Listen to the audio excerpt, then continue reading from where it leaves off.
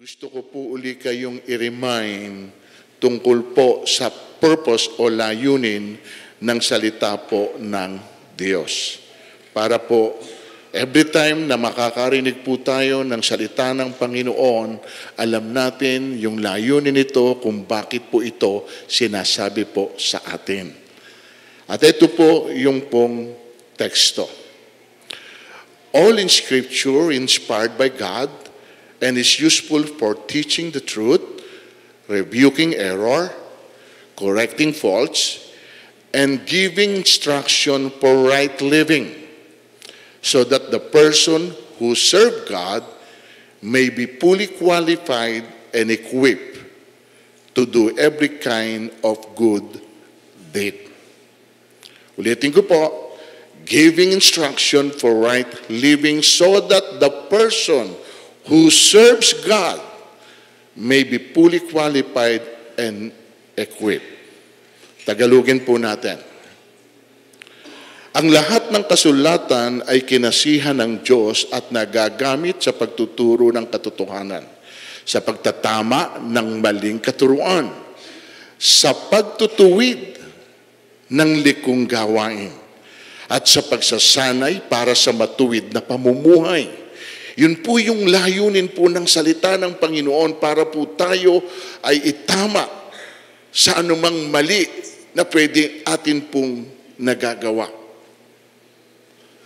Upang ang lingkod ng Diyos, we, as a servant of God, ay maging karapat-dapat.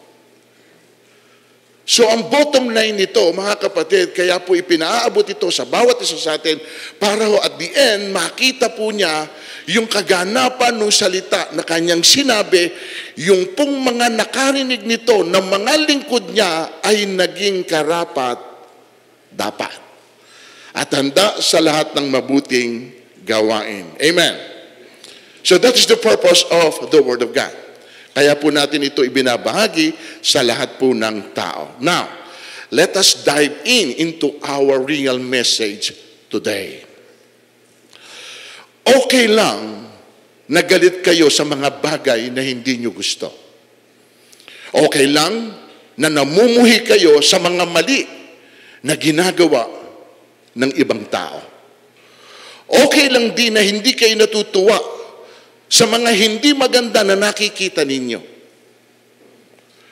Pero siguruhin lang po natin na sa lahat ng ayaw natin, sa lahat ng kinamumuhian natin, sa lahat ng ikinagagalit natin, na hindi natin ito ginagawa.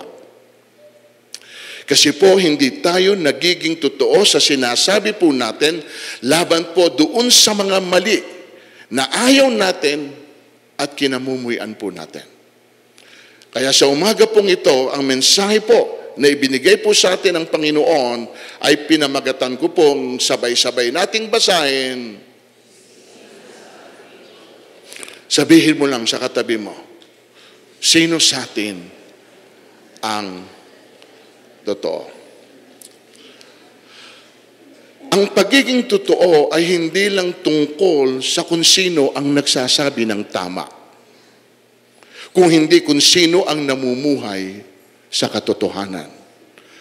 Totoo ang isang tao kapag hindi siya nagkukunwari o nagtatago sa kasinungalingan. Ang tanong, kung sino sa atin ang totoo ay masasagot sa pamamagitan ng pamumuhay ayon sa katotohanan ng Diyos at hindi sa opinyon o pakitang tao. Sa Roma chapter, and this is actually our text, I do not understand my own action, for I do not do what I want, but I do the very thing I hate. Hindi ko maunawaan ang aking sarili. Even Paul himself, he questioned yung pong sarili niya. Hindi ko maunawaan sapagkat hindi ko ginagawa ang gusto ko, sa halip yung kinasusuklaman ko, yung kinamumuhian ko, yung ayaw ko, iyon ang ginagawa ko. So malinaw po dito, mga kapatid, na mismong si Paul ang nagsasabi na sa atin, hindi niya yun gustong gawin, pero yun ang kanyang nagagawa. At alam niyo ba, mga kapatid, hindi ho tayo naiiba kay Paul. Ganon din po tayo. Yung sinasabi nating ayaw natin, yung kinamumuhian natin, yun din ang ginagawa natin. So paano po tayo magiging totoo sa sarili natin, maging sa ibang tao o maging sa Diyos, kung ganito po ang sitwasyon natin? Ang tanong, ano ba yung ayaw natin na ginagawa rin natin? One, ayaw natin ng sinungaling. Amen? Kasi ang kasinungalingan ay sumisira ng tiwala at relasyon. Pero tayo, nagsisinungaling din. Yung ayaw natin, ginagawa rin natin. At hindi natin ito pwedeng i-deny. Sapagkat malinaw na sinasabi ng salita ng Panginoon sa Psalm 12:1, help us, Lord. There is not a good person left. Honest people can no longer be found. All of them lie. Say it again. All of them lie to one another. They deceive each other with flattery. Tagalugin po natin. O Yahweh, kami sana iligtas mo, pagkat wala na ngayong mabuting tao. Wala ng taong tapat at totoo. Nagsisinungaling silang lahat sa isa't isa, nagkukunwari at nagdadayaan sila. Sino ngayon sa atin ang makapagsasabi na hindi tayo nagsisinungaling? Kung malinaw na binabanggit doon, silang lahat. Wala na raw pong mabuting tao ngayon na tapat at totoo. At ito po ang nakakahiya. Kasi po para magalit tayo sa kanila o mamuhi tayo sa mali na ginagawa nila, dapat hindi tayo ang gumagawa rin nito. Kasi kung ginagawa rin natin yung ginagawa nila, paano tayo maiiba sa kanila? So therefore, wala tayong karapatan na mamuhi sa kanila o magalit sa kanila kahit sila ay nagsisinungaling. Dahil tayo ay dapat ding kamuhian. Dahil isa rin po tayo sa mga sinungaling. Alam niyo po ba, mga kapatid, ang pananaw natin sa kasalanan ito, parang napakaliit lang. Amen? Yung magsinungaling, sanay na sanay tayong lahat dyan. At araw-araw, amen ba ron? Kasi parang baliwala lang ito sa atin. Pero hindi natin alam na isa po ito sa kinamumuhian o kinasusuklaman ng Diyos. Do you know that? Kasi okay lang tayo eh. Okay lang, parang normal lang eh. Natural lang na nagsisinungaling tayo sa isa. Pero kapatid, hindi ho sa Diyos eh. Kaya nga yung word na ginamit dito, namumuhi siya o kinasusuklaman niya. Tingnan nyo. There are 7 things that the Lord hates and cannot tolerate. Hates and cannot tolerate. A proud look, a lying tongue. Hands that kill innocent people, a mind that thinks up wicked plans, feet that hurry up to do evil, witness who tells one lie after another, and someone who stirs up trouble among friends. Lying tongue.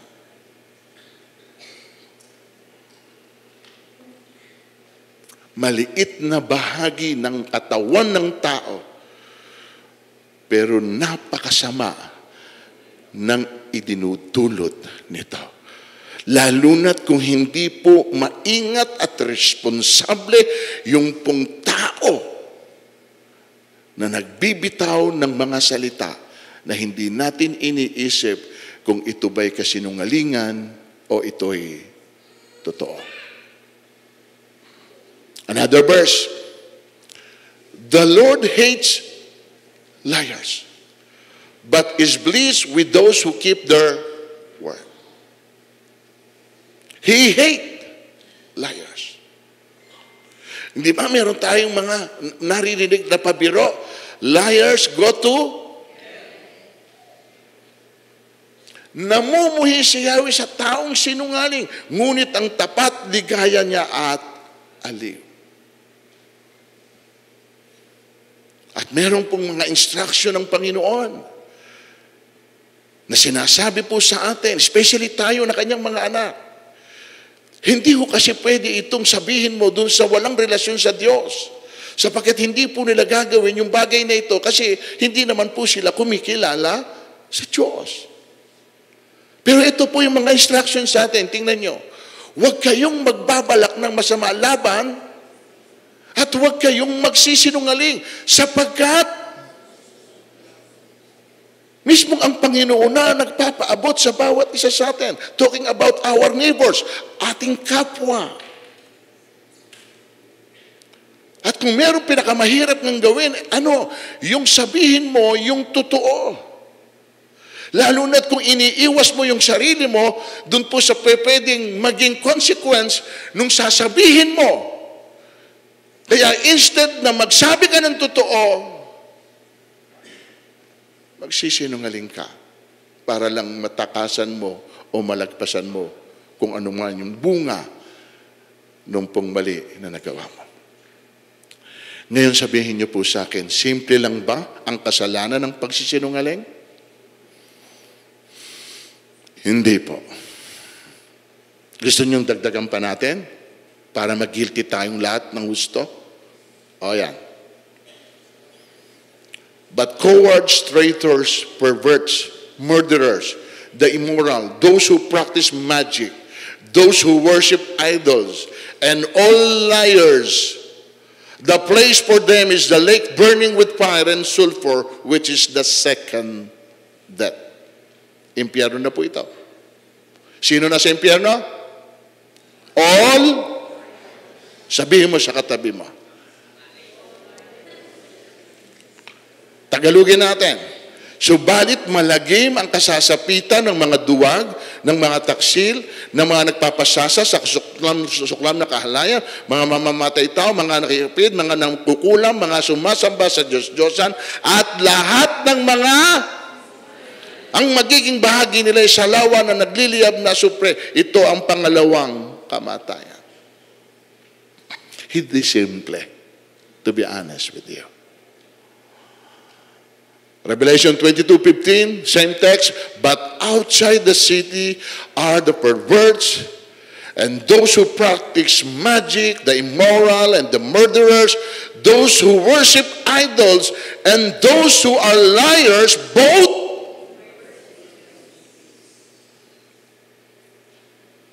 Tagalog, subalit may iwan sa labas ng sod ang mga asal-aso. Asal-aso. Ang mga mangkukulam, ang mga nakiapit, ang mga mamamatay tao, ang mga sumasamba sa Diyos-Diyosan at mga sinungaling saan?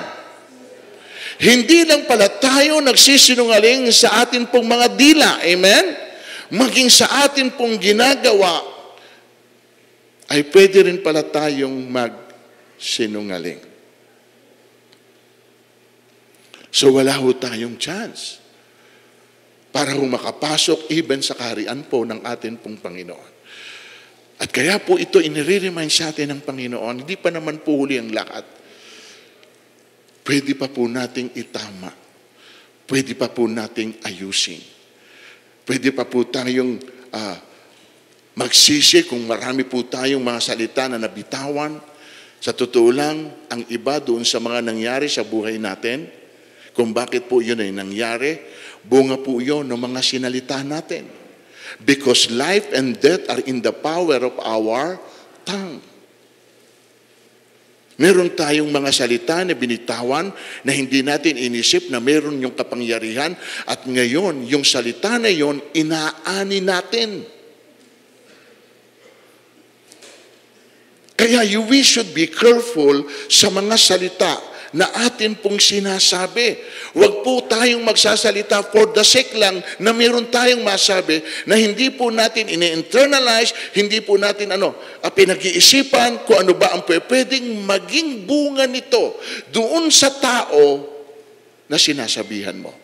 At doon din po sa iyo na nagsasabi ng salitang ito. Are you with me, church? At alam niyo bang maging sa palasyo ng Diyos, isa ito sa hindi niya pinayagan? Sa aking palasyo, yaong sinungaling, di ko papayagan. Sa aking presensya, ang mapagkunwari, di ko tutulutan. Kaya kung ganito po, I'm not saying ganito po kayo ha, o ito, kayo ito. Pero kung ganito po ang sitwasyon natin ngayon, meron pa tayong chance. Kapatid, marami pang Sunday na makikita tayo. Marami pang taon ang pwedeng ibigay sa atin ng Panginoon na makakasamba tayo. Pero kailangan kung ano po yung mga bagay na dapat na nating i-deal ngayon. So that kung sakali man na dumating yung pagkakataon na hindi natin inaasahan, na nandyan na ang ating Panginoon, hindi tayo mabibigla sapagkat unti-unti na nating naitama yung bagay na dapat nating itama sa atin pong mga buhay. Yun ang purpose kung bakit tayo Sunday after Sunday nakikinig ng mensahe. Bigyan natin ng kabuluhan ang mga salita ng Panginoon o aral ng Diyos na kaya sinasabi ito sa atin sapagkat gusto ng Panginoon na tayo ay itama, gusto ng Diyos na tayo ay ayusin, gusto ng Diyos na tayo ay baguhin. Yun lang po yung purpose nun. Sapagkat ayaw po ng Diyos na ang anak niya, considering na tayo po ay mga anak ng Diyos. At alam niyo ba kung sino ang author ng kasinungalingan? Ang diablo ang inyong ama. At ang kagustuhan niya, ang ibig niyong gawin, nung paman ay mamamatay tao na siya, hindi siya pumapanig sa katotohanan kailanman. Sapagkat walang puwang sa kanya ang katotohanan. Likas sa kanya ang likas. Pag sinabing likas, it's a natural. Sapagkat siya'y talagang at siya ang ama ng kung susundan po natin siya lagi sa buhay natin, then ina-identify natin na siya ang ating ama. Which is umuupos ito sa gusto ng Diyos. So ano payo ng salita ng Panginoon ngayon? Ito, para makuha natin. Ano payo? Sabay-sabay. Bakit? Yes. Ito yung ina-expect sa atin ngayon ng Panginoon. From the time na tayo po'y kumilala sa Panginoon at kilalanin siya bilang atin pong Panginoon, ito po yung dapat mag-manifest sa bawat isa po sa atin na huwag na tayo magsisinungaling sa isa't isa sapagkat hinubad na natin yung dati nating pagkatao na sinungaling. Pati ang mga gawa nito. Amen. Yan po yung una. Ano pa yung ayaw natin na ginagawa natin?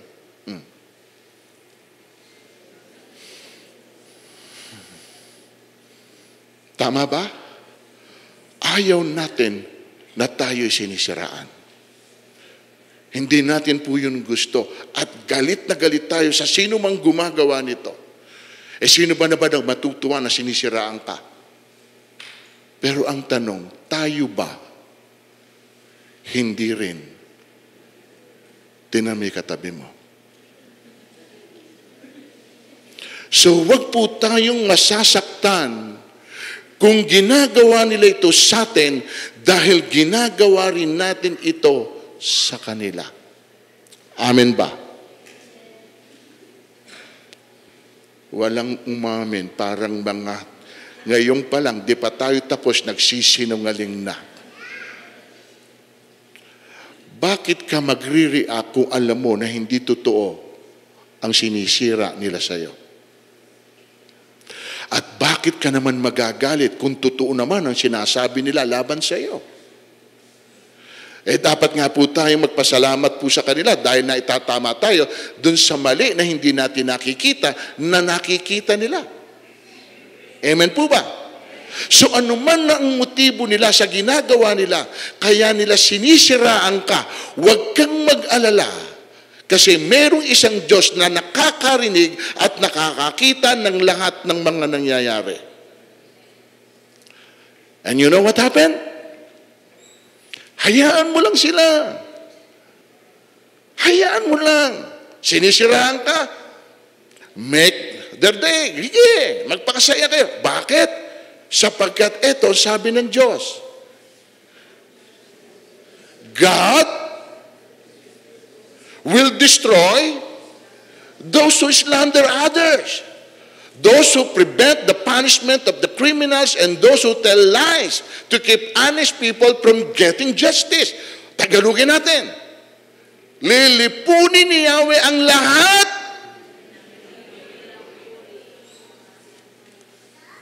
lahat. Basta naninirang puri, lilipunin ng Diyos. Mga sinungaling na saksi at mga nagkakait ng katarungan sa matuwid. O ngayon, tanong, ikaw lang ba nakakaranas na siraan? Ikaw lang ba? Sino rito ang buong buhay niya sirang-sira na? Sa kasisira. Meron akong alam. Good news sa'yo. Sapagkat ang binubuo lang ng Diyos, yung sira. Lalo na't kung ang sumira ay hindi ang Diyos, kundi ibang tao. Amen? Tanong ko, ikaw lang ba? Kasi kung ikaw lang, pwede ka magrebelde. Bakit ikaw lang nakikita? Wala na ba kayong pwedeng siraan kundi ako na lang? And one thing na gusto ko ring makita at marinig mo. Bakit ikaw? Kasi ikaw yung nakikita siguro nilang buo. Ikaw yung nakikita nilang kompleto. At para pumarehas ka sa kanila, kailangan nilang sirain ka. Sapagkat ang naninira, sisiguraduhin ko sa iyo, hindi buo. Ang naninira, for sure, sira. Sira, ayoko nang dagdagan. Sira ang, nagkakasala ka na naman dyan, hindi ko na nga tinutuloy. Amen. Hindi lang tayo. Tingnan nyo ito. Ito hindi niya deserving, nasiraan siya. Pero bakit nangyari? Tingnan nyo. Pinupuri kita, O Diyos, huwag ka sanang manahimik. Ako ngayon nilusob niyong mga malulupit, mga taong sinungaling na manira yaong nais. Kay rami ng sinasabing pangungusap na di tunay. Binabaka nila ako kahit walang madahilan. Kung bagaman at mahal ko, yung mga tao na ito na binabanggit niya, minahal nung taong ito eh. Bagamat minahal ko, masama rin ang paratang. Kahit ko pa idalangin, masama rin ang bintang. Sa mabuting ginawa ko, yung ganti masama. Kapalit ng pag-ibig ko, galit at alipusta. Minahal niya, idinalangin niya, ginawa niya ng mabuti, pero ano pa rin ang ginawa sa kanya? Siniraan pa rin siya. So church, hindi lang po tayo nakakaranas nito. Lahat po tayo somehow siniraan o nasiraan. Okay lang ito. Karapatan po nila yon. At hindi natin sila pwedeng pigilin doon. Pero ikaw, dahil alam mo na ngayon na wawasakin ng Diyos ang gumagawa nito, huwag na tayong makasama pa sa kanila. Hayaan mo na sila. Sa huli, ang totoo pa rin ang mananaig. Amen? Hayaan mo na sila. Masakit bilang tao. Lalo na at hindi totoo yung naririnig mo. Pinipilit ng nilang pabaksakin at sirain ang iyong pagkatao. Masakit yun. Pero kung alam mo ang posisyon mo sa harapan ng Panginoon, you don't need to defend yourself. Sapagkat ang sabi ng Panginoon, I will defend you. Vengeance is not yours. It's mine. Amen po mga kapatid. Mayroon pong isang just na Diyos na nakakakita. Hindi ko sinasabing hindi masakit. Amen? Hindi ho totoo na kapag kami naririnig tayong mga ganong klaseng mga paninira, ay hindi tayo nasasaktan deep within. It's a natural thing na mag-react ka. Pero wag po sana tayong lalaban, parang ngipin sa ngipin, mata sa mata. Hayaan natin sila. Sige. Lalo na ngayon na malinaw na sinasabi sa atin, kapag gumanti ka dun sa naninira sa iyo, hindi na po papasok ang Panginoon dun sa salitang wawasakin ko, lilipunin ko ang mga naninirang puri. Hindi na. Bakit? Ginantihan mo na. Nagkakaintindihan po ba tayo? Mas masarap yung manahimik na lang. Huwag na lang tumibok. Kung masaya sila sa ginagawa nila, then okay. Yun ay kakasaya nyo. Pero huwag nyo na akong idamay pa na pati ako ay sasakay sa mga bagay na ginagawa nyo para sirain ko rin kayo bilang ganti sa paninira ninyo. Amen? Ayaw ng Diyos ng sinungaling. Ayaw ng Diyos ng naninira. Ito ho yung isa pa. Ayaw ng Diyos ang nagnanakaw.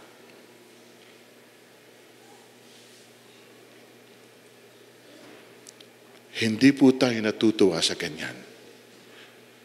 Isipin mo, pinaghirapan mo, tapos nanakawin lang ng ibang tao sa iyo. Hindi po natin ito gusto.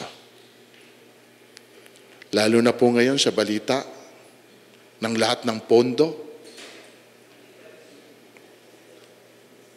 para sa mga project, ninakaw lang. At nakita ko ang reaksyon ng mga mamamayan, galit na galit ang lahat ng mga mamamayan sa mga gumagawa nito. Halos murahin ng iba. Halos pagsalitaan ng masasakit dahil gigil na gigil sila sa mga magnanakaw. Pero ang tanong, tayo ba hindi rin nagnanakaw?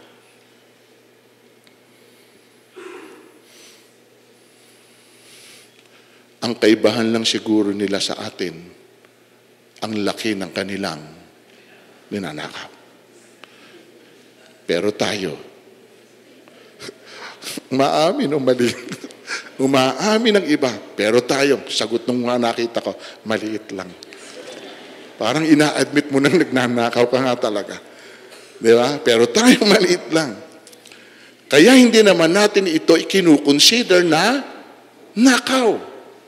At ito pa, depende rin kung sino ang ating ninanakawan.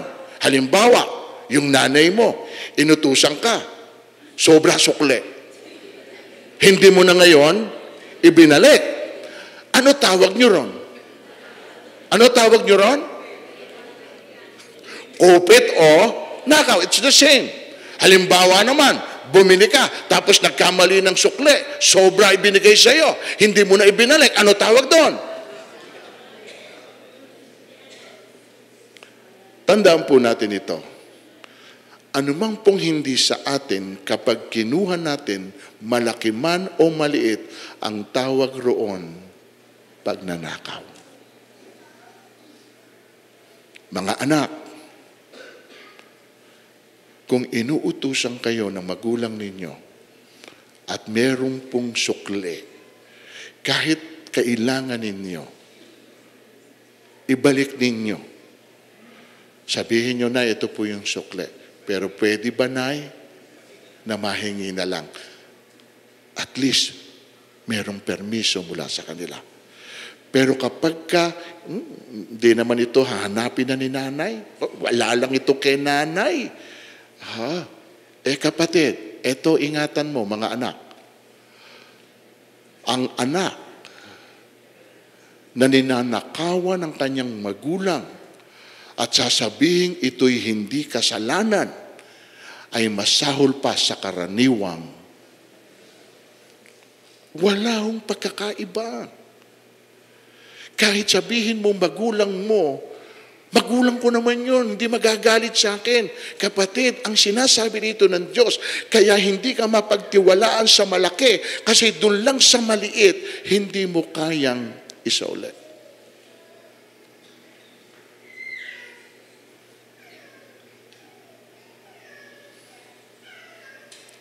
Meron pa tayong mga ganitong salita, di ba? O ito, nakaw na halik. Nakaw na tingin. Pag sinabing nakaw, kasi walang pahintulot. Amen? Nagkakaunawaan ba tayo? Kung yung pong hinalikan mo, pumayag, hindi nakaw yun. Pero kung biglang wala siyang kaalalam, sumingit ka, o ano tawag doon? Nakaw, sapagkat ito'y walang pahintulot. Amen? Church, hindi ba kayo nagtataka kung bakit minsan nawawalan tayo, nananakawan tayo? Yung blessing na dapat ay para sa atin, napupunta pa sa iba. Napupunta sa ospital. Napupunta sa mga pulis. Napupunta sa ibang bagay. Alam niyo dahilan? Kasi yung minsan para iparamdam din sa atin ng Diyos kung gaano rin po kasakit ang manakawan at mawalan. Ngayon sasabihin natin, hindi tayo magnanakaw. Ang tanong ko naman, matuwid bang pagnakawan ng tao ang Diyos? Hindi. Ngunit pinagnanakawan ninyo ako. Sa panong paraan? Sa mga kasampung bahagi at mga handog. Verse 9, sinumpa ko kayong lahat sapagkat ako'y pinagnanakawan nino. Kasama ka? Sa buong bansa? Kasama ka? Kasama tayo, di ba? Okay. Sabi ron, ang buong bansa ninanakawan ng Diyos. Okay. Tuloy natin para mas makita natin yung purpose. Dalhin ninyo, hindi bigay ninyo. Okay? Kasi kapag sinabing ibigay ninyo, ibig sabihin, yung pong ibinigay nyo galing sa inyo, hindi galing sa Diyos. Kaya yung word na ginamit dito, dalhin ninyo, ibig sabihin, yung bagay na ibinigay niya sa inyo, dalhin ninyo. Okay? Okay. Malinaw po ba ron? Pinadadala niya, ibig sabihin, ibalik natin ng buong buo yung mga ikasampung bahagi sa tahanan ng Diyos upang matugunan. Ano layunin ng pagkakaloob? Para sa tahanan ng ating pong Diyos. Amen? Tapos nagamon siya. Subukin niyo ako sa bagay na ito. Nagamon. Kung hindi ko buksan ang bintana ng langit at ibuhos sa inyong masaganang hindi ko rin hahayaan. Ipaparaphrase ko hindi ko rin hahayaan na kayo'y manakawan. That is His promise. Okay? Ng mga gumalang ng inyong mga pananim, nang namumunga ng sagana ang inyong mga ubusan. Dahil dito, may word, dahil dito, referring to what? Ano po yung dahil dito? Dahil hindi mo ako dinaya, dahil hindi mo ako ninakawan, ngayon, sasabihin ng lahat ng bansa, kayo'y sapagkat napakainam manirahan sa inyong lupain. Sabi ni Yahweh na makapangyarihan sa lahat. Tingnan nyo, pansinin nyo. Sino nagsasabi na mapalad kayo? Yung word on. Sasabihin ng lahat ng bansa. Tama? Basahin po ninyo. Okay. Sino ang nagsabi na mapalad ka? Lahat ng bansa. Amen. Now, pansinin ninyo.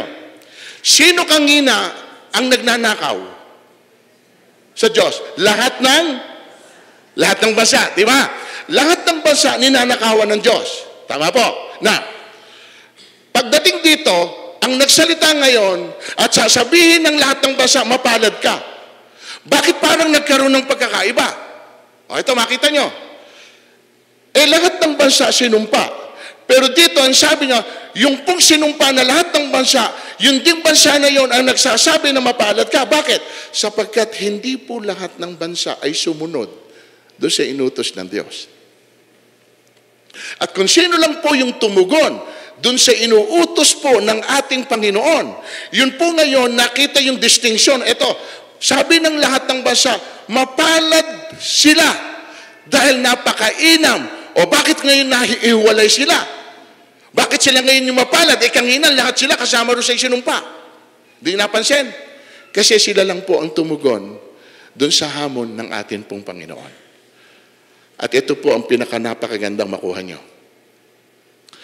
Kahit wala pang ibalik ang Diyos sa katapatan na ginawa natin dahil ayaw natin magnakaw.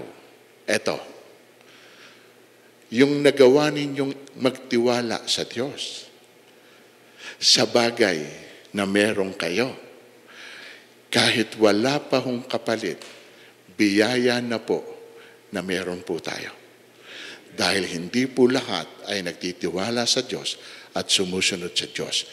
Tulad po ng mga bansa na yon, sila na rin ang nagsabi, sabi ng mga bansa, mapalad kayo. Bakit hindi sila nakasama doon sa mapalad? Kasi hindi sila sumunod at hindi sila nagtiwala. Nagkakaintindihan tayo, kapatid? Malinaw po ba sa inyo? Ano sabi ng Panginoon patungkol po sa bagay na ito?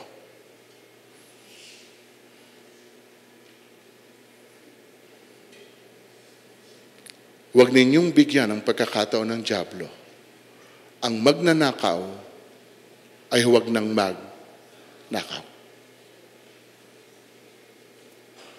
Alam ng Diyos na may magnanakaw.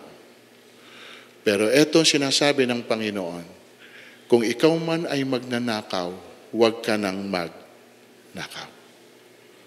Amen? Sa halip, maghanap siya ng marangal na ikabubuhay para makatulong sa mga nangangailangan. 1 Peter 4:15, huwag nawang mangyaring maparusahan ang sino man sa inyo dahil siya'y magnanakaw. Diba? Salarin, pakialamero. Ngunit kung kayo nagdusa dahil sa pagiging Kristiyano, huwag niyo ikahiya ito. Sa halip, magpasalamat kayo sa Diyos sapagkat taglay ninyo ang pangalan ni Kristo. At alam niyo ba again kung sino ang author nito? Dumating ang magnanakaw para lamang magnakaw, pumatay at manira. Naparito ako upang ang tupay magkaroon ng buhay, isang buhay na masagana at ganap. Kapatid, hawakan niyo yung mga bag niyo sapagkat malinaw na ngayon yung katabi mo ay Amen? Lahat po tayo. Hindi natin pwedeng pasubalian ito. Ngayon, kung ang tinutukoy nyo lang ay ang pagnanakaw, ang ninanakaw lang natin sa Diyos ay finances, I'm sorry. Ang pagnanakaw, anumang hindi sa iyo at para ito sa iba at ayaw mong ibigay, pagnanakaw ito. Yung oras na dapat ay sa Diyos, pero hindi mo na ibibigay, nagnanakaw ka. Yung talent, kakayahan na ibinigay sa iyo ng Diyos para magamit para sa Kanya at nagiging maramot ka na ipagamit ito, isa rin po itong uri ng pagnanakaw. Hindi lang po monetary ang pwedeng nakawin. Ano pa? Yung kunin ninyo, yung pag-aari ng iba. Syota na ng iba, inaagaw mo pa. Asawa na ng iba, kinukuha mo pa. Pagnanakaw. Amen? Basta hindi sa iyo at kinuha mo, ang tawag doon, pagnanakaw.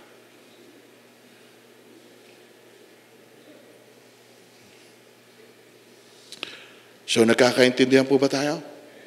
Nakailang puntos na ako? Sanay kayo, di ba, sa 3? Hihirit ako ngayon. Gagawin kong 10. Ito yung panghuli na ayaw natin, pero ginagawa natin.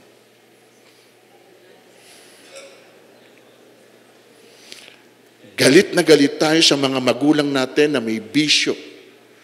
Yung laging lasing, laging nasa sugalan at ayaw maghanap buhay. Ayaw magbago. Galit na galit tayo sa mga anak natin na matigas ang ulo. Ayaw sumunod, ayaw din magbago. Lalong galit na galit tayo sa mga asawa natin na hindi natin gusto ang ginagawa. Hindi natin gusto kung paano tayo tinatrato. Sa madaling salita, ayaw din magbago.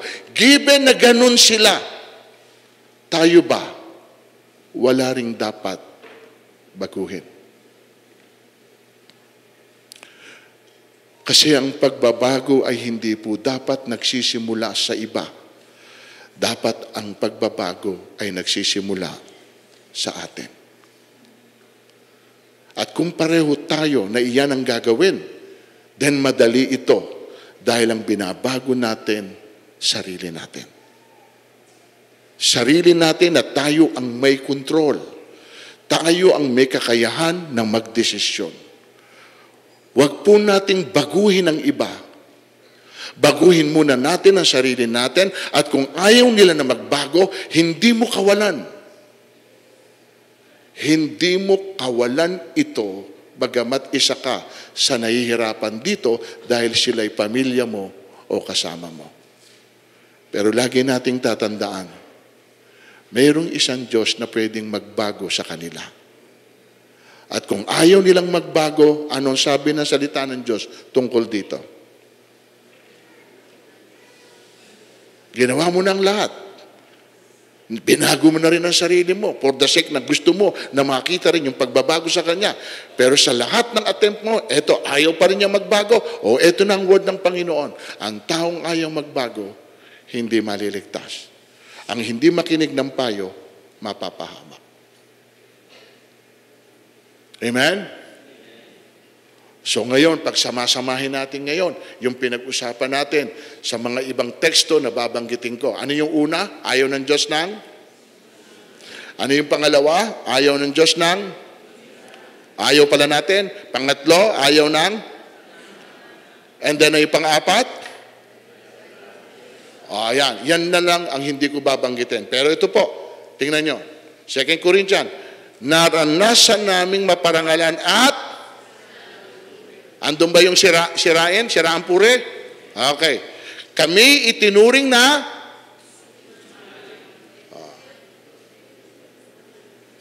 ito mo? Nandun yung word. Naranasan namin na siraan puri. O hindi lang tayo. Itinuring kaming sinungaling. Bagamat katotohanan ang sinasabi namin. Okay? O eto po. Mga kapatid. If ever, nabigyan ko kayo ng pagkakataon na humiling sa Diyos, sa pagkakataong ito, ano hihilingin niyo?